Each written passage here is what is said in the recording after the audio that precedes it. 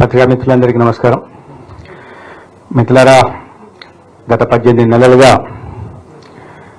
ఈ రాష్ట్రంలో సంక్షేమం, అభివృద్ధికి పెద్దపీట వేస్తూ కూటమి నాయకత్వం, ముఖ్యమంత్రి చంద్రబాబు నాయుడు గారి నాయకత్వంలో, ఉప ముఖ్యమంత్రి పవన్ కళ్యాణ్ గారి నాయకత్వంలో రాష్ట్రాన్ని ప్రగతి పదంలో ముందుకు తీసుకెళ్లే ప్రయత్నం చేస్తుంది.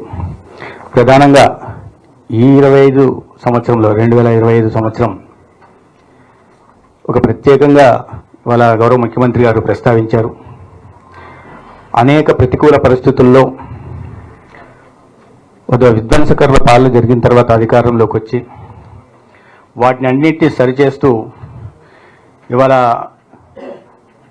సంపద సృష్టించడం కానీ, లేదా సంక్షేమాన్ని ప్రజల దగ్గరికి చేర్చడం కానీ, లేదా అభివృద్ధి కార్యక్రమాలు చేపట్టడంలో కానీ రాష్ట్రం సాధించిన ప్రగతి గురించి ఇవాళ కేబినెట్లో ప్రస్తావన ముఖ్యంగా ముఖ్యమంత్రి గారు ప్రధానంగా ప్రస్తావించడం జరిగింది. అయితే సహచర మంత్రులు చెప్పినట్టుగా ఆర్థిక వనరులు లేమి ఉన్నప్పటికీ కూడా ఇచ్చిన మాట ప్రకారం ప్రతి ఒక్క పథకాన్ని దేశంలో ఏ రాష్ట్రంలో లేని విధంగా సమర్థవంతంగా అమలు చేయడమే, ఎటువంటి దాంట్లో రాజకీయ కోణాలు లేకుండా ప్రజల వద్దకు సంక్షేమాన్ని చేరుస్తున్నారు.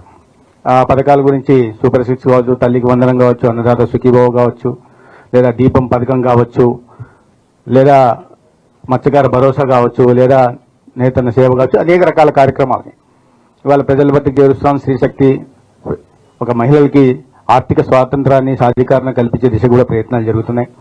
ఇదే సమయంలో అభివృద్ధిని కూడా ఇవాళ పరుగులు పెట్టిస్తున్న వైనం కూడా మనం చూస్తున్నాం. గతంలో గ్రామీణ ప్రాంతాల్లో చూస్తే 15వ ఆర్థిక సంఘం నిధుల్ని కానీ, ఎన్ఆర్జీఎస్ నిధులు కానీ దారి మళ్లించేవాళ్ళు. ఇవాళ చూస్తే గ్రామంలో మౌలిక సదుపాయాల కల్పన జరుగుతోంది. వ్యవసాయ కూలీలకు పని దినాలు ఇవాళ గౌరవ ఉప ముఖ్యమంత్రి గారి నాయకత్వంలో అందుతున్నాయి. గ్రామాలు కూడా ఆర్థిక ప్రగతి సాగిస్తున్నాయి. రైతాంగానికి అందిస్తున్న పథకాల గురించి మీకు తెలిసిన విషయమే. ఇవన్నీ కాకుండా ప్రధానంగా ఇవాళ గౌరవ ముఖ్యమంత్రి గారు ప్రస్తావించింది ఏంటంటే, ఈ రాష్ట్రానికి కేంద్రం నుంచి అందుతున్న సహకారం గురించి వారు ప్రధానంగా ప్రస్తావించారు.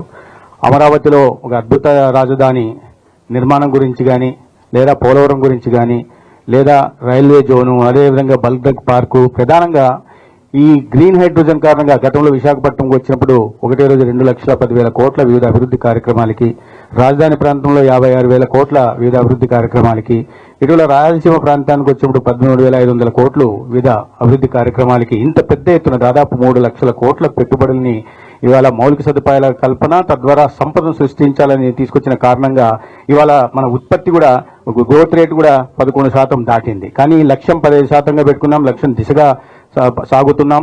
అయితే ఈ సంవత్సరంలో జరిగిన వీటిని పరిగణలోకి తీసుకుని వచ్చే సంవత్సరం మరింత అభివృద్ధి సాధించే దిశగా ముందుకెళ్లాలని ముఖ్యమంత్రి గారు రచించారు. అదేవిధంగా లక్షల కోట్ల పెట్టుబడులు ఏవైతే ఎకనామిక్ విశాఖపట్నం దగ్గర నుంచి ఈ రాష్ట్రంలో ఉన్న ఎకనామిక్ కారిడార్ల విషయంలో కూడా కొప్పర్తి కానీ, ఓరోకల్ కానీ, కృష్ణపట్నం కానీ ఈ ప్రాంతంలో వస్తున్న పెట్టుబడులు, ప్రధానంగా సెమీ కండక్టర్లు లేదా గూగుల్ డేటా సెంటర్లు, వీటి గురించి కూడా ఇవాళ మారుతున్న కాలంలో టెక్నాలజీని అందిపుచ్చుకొని దేశంలో మిగతా రాష్ట్రాల కన్నా ముందుగా ఆంధ్రప్రదేశ్ ఉంచాలనే లక్ష్యంతో గౌరవ ముఖ్యమంత్రి గారు చేస్తున్న ఇది ప్రయత్నానికి కేంద్రం నుంచి కూడా సంపూర్ణ సహకారం అందిస్తున్న విషయాన్ని కూడా వారు చెప్పడం జరిగింది. అదేవిధంగా సంపద సృష్టి కోసం రైల్వే కార్యక్రమాలు కానీ, రైల్వే అభివృద్ధి కార్యక్రమాలు కానీ, లేదా హైవేల నిర్మాణం గురించి కానీ, లేదా కొత్తగా మచిలీపట్నం నుంచి హైదరాబాద్ దాకా ఫ్యూచర్ సిటీ దాకా ఎక్స్ప్రెస్ హైవే నిర్మాణం కానీ, అమరావతి నుంచి బెంగళూరు దాకా ఎక్స్ప్రెస్ నిర్మాణం కానీ, మరీ ప్రధానంగా అమరావతి చుట్టూ దాదాపు 190 కిలోమీటర్ల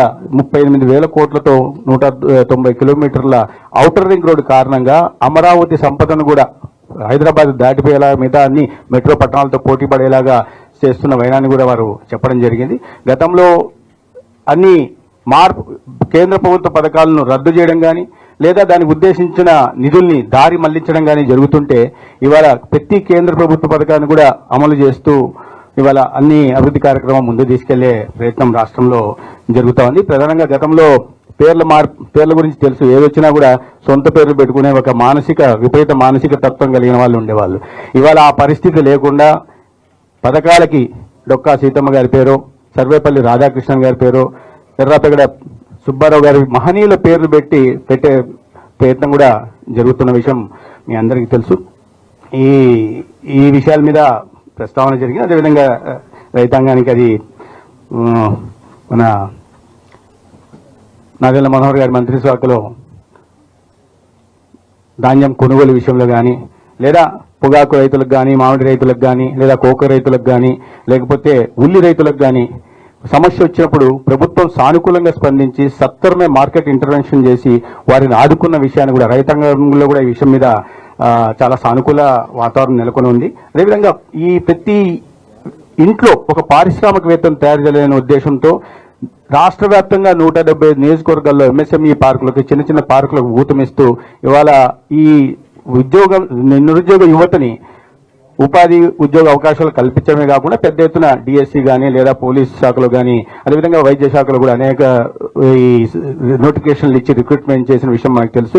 ప్రధానంగా వైద్య రంగం మీద ఒక విప్లవాత్మక మార్పు తీసుకురావాలనే ఉద్దేశంతో ఈ డిజి హెల్త్ కేర్ కానీ, లేదా యూనివర్సల్ హెల్త్ పాలసీ కానీ, లేకపోతే సంజీవని ఇలాంటి కార్యక్రమం తీసుకొచ్చి ఇండివిజువల్ సెంట్రిక్ హెల్త్ కేర్ ని రాష్ట్రంలో మొట్టమొదటిసారిగా అందించాలనే ప్రయత్నాల మీద కూడా ప్రధానంగా ప్రస్తావన జరిగింది. ఇవన్నీ ఇప్పటిదాకా 2025లో మనం చాలా సానుకూలంగా ఇప్పటిదాకా మంచి పాలన అందించగలిగాం. ప్రజల్లో ఆ సానుకూల వాతావరణాన్ని క్రియేట్ చేయగలిగాం. భవిష్యత్తు వైపు మరింత భరోసాతో వెళ్లాల్సిన అవసరం ఉందనే విషయాన్ని కూడా మాట్లాడాం. ఇక మీకు తెలుసు, అంత హాట్ టాపిక్ ఇవాళ రాష్ట్రంలో ఏదన్నా చూస్తే పబ్లిక్ ప్రైవేట్ పార్ట్నర్షిప్ ని ప్రైవేటైజేషన్ అనేక సందర్భాల్లో మనం మాట్లాడుకున్నాం.